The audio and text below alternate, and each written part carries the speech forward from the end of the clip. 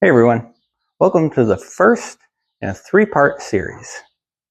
These talks are what I incorporate and start each in-person client with. I believe in education as part of training so we know and understand how to get better and improve. So, let's get started. Load versus capacity. The purpose of this talk is for you to understand how injury happens, including the pain you've been experiencing, not only so we can make sense of why we get hurt, but also to better understand how we might shift our behaviors to build the kind of body that would be more resilient to injury in the first place. To make sure we're on the same page, let's go over a few terms. Loads are anything that costs you energy and act as a withdrawal from your bank account. This can be a physical, mental, or emotional stressor. Loads. A workout is a load on your system, as is an argument with someone you love. Your capacity is the size of your bank account. As long as we stay below our capacities, we will remain healthy and relatively pain-free. If we cross our capacities, we'll cash a check that is too big for our bank account, and we'll experience a problem. Sometimes that problem might be painful. The reason it might be painful is that a problem can occur without causing pain necessarily. For example, moving a couch that is too heavy for you. You want to do it, but can't. That's frustrating, but not necessarily painful. Let's say you drop something on your toe and break your toe. The object you dropped on your toe exceeded your toe's capacity, and that will probably be painful. So this dotted line represents your capacity, which is how much your body can handle. We know that we want to stay below this line. These three boxes represent pre-existing loads that all of us face every day. First load is what we might call your anatomical differences. Whether due to a previous injury or something you were born with, this box represents any aspect of your anatomy that isn't serving you the way you would like. This can be as simple as two hips that are shaped a little bit differently, or as complex as a fracture or tear. The second load represents the things that are well within your control, that contribute to how effectively you recover. These three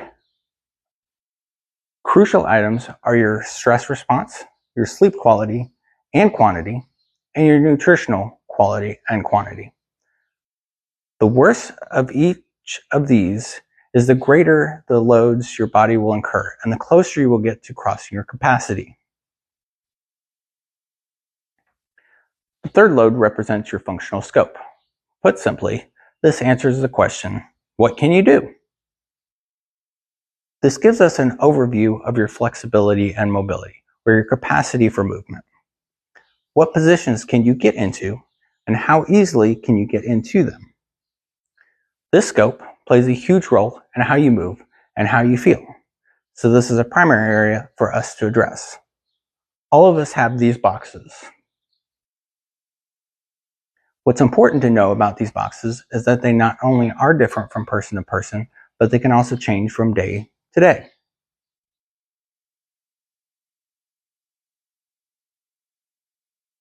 These boxes exist for us when we wake up.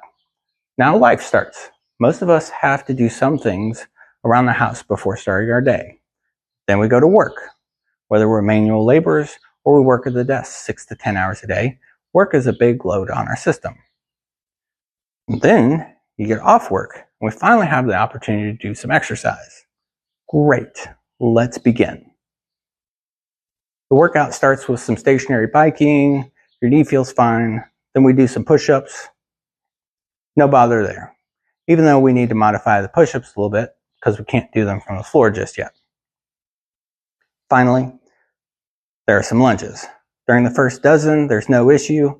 Halfway through your workout, though, your knee is starting to talk. Before the workout can finish, you stop doing lunges because your knee is screaming. You feel it for 2 to 3 days after the workout and dread doing lunges going forward. What happens to many people is they're faced with a difficult decision. Whether it's exercise, recreation, work, or taking care of things around the house, many people end up choosing between doing the things they want and need to do and being out of pain. It's a really lousy decision because we lose either way. If we avoid doing the activities we want or need to do, we might be able to stay out of pain. The trouble here is obvious. We can't do the things we want or need to do and end up suffering the frustration, confusion, and sometimes depression that comes along with not being able to live the lives we want or need to live. On the other hand, if we do the things we want or need to do, we participate in what we'd like, but without help, we will suffer the physical and often emotional pain associated with the problem we've been facing for some time. I believe there's a better option. It's better to determine the things that are within our control to improve our function so we can live a more full life without the fear and suffering associated with the physical pain we become so used to experiencing. We don't need to sit on the sidelines of our lives anymore. We don't have to give up the activities and experiences that are most meaningful to us, oftentimes which involve relationships with the people that are most important to us. A life of physical freedom is a more full life across the board. So how can we feel better in our bodies without sacrificing activities we want to do? Let's see what can be done about these boxes so we can do more with fewer problems. We'll start with this box right here. Now, we're not going to consider any major reversals of injuries that we've experienced. Here's the good news about that. As you can see, this box of your previous injuries is not crossing your capacity. You sitting on the couch doesn't bother your knee. What this means is that our previous injuries don't define what our bodies are capable of. Again, this is really good news. There are many people around the world who are out of pain and living fulfilling, active lives.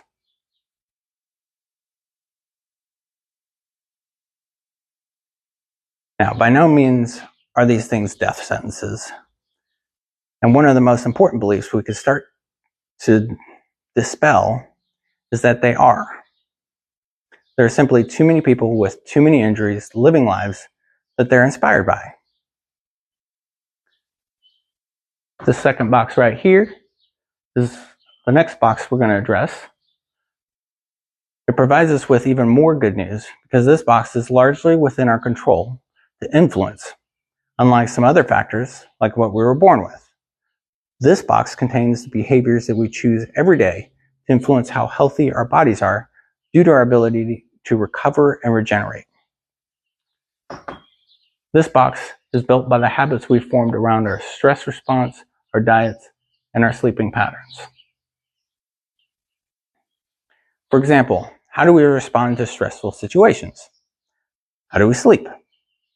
How much and how well? How do we eat? How much and how well? All of these factors contribute to whether our bodies are in breakdown mode or build up mode. The difference between healing and degeneration is largely determined by the environment we create for ourselves. Final box, third box here, represents our functional scope, or what movement we can physically accomplish. What ranges of motion can we move through, and with what ease can we do so? This helps us understand what movement we'll likely be capable of without discomfort and starts to paint a picture of our greatest opportunities for improvement. We always want to know what function is available to us to improve, how relevant it is, and what benefit it might give us to improve it.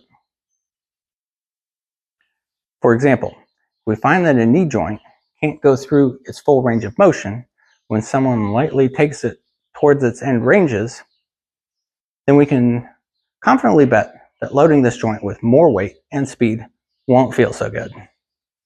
And if its range of motion is limited and it doesn't bother us, what it tells us is that other joints are doing more work. Since anytime a part of our body doesn't move, its neighbors have to do more.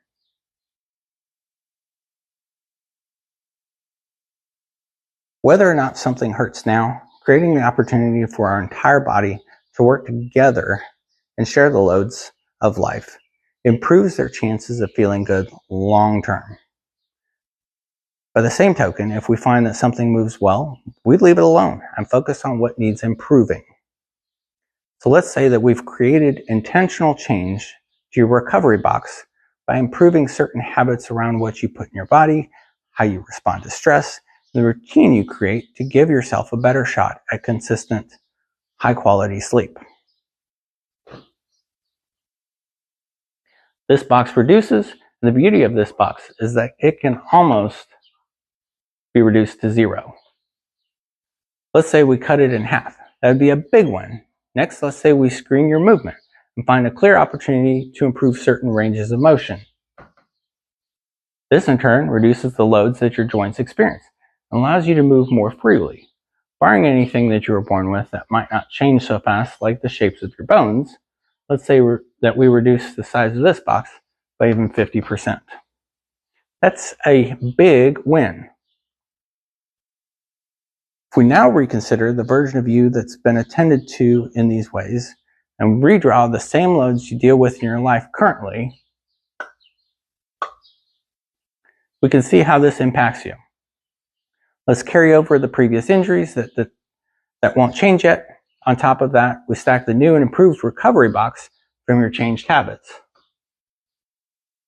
On top of that, we place your new functional scope and the ranges of motion that you've improved and the strength and control you've gained in those ranges of motion. Let's now restack the same boxes from the wants and needs of your life. Stuff around the house, work, exercise. Here's the biking, the push-ups, and lunges. As you can see, they fit happily under the line. No problem. Fantastic news. What people often find now is that they're elated at the comfort they feel and the increase in freedom they find. However, their eagerness gets away from them, and they start stacking up activities fast. Hiking, yoga, martial arts, going for runs, adding extra exercise classes of the week. Then the boxes stack up, crossing that capacity line, and they end up confused and frustrated. These activities have never been issues before. I thought I was better. What's the deal? Getting strong, fit, healthy, and staying out of pain is a two-pronged approach. The first involves changing the loads that we experience that are within our influence. The other thing I do is intentionally and progressively increasing your capacity relevant to your unique life so that you can accommodate more of the things you want and need to without having to worry about crashing through this wall and getting sidelined. In closing, as long as we're responsible about the rate at which we add loads to our system, make sure we're intentionally increasing our capacities, and make sure we're responsible about our recovery, we get to experience more and more physical freedom and the mental, emotional, and social benefits that come with it.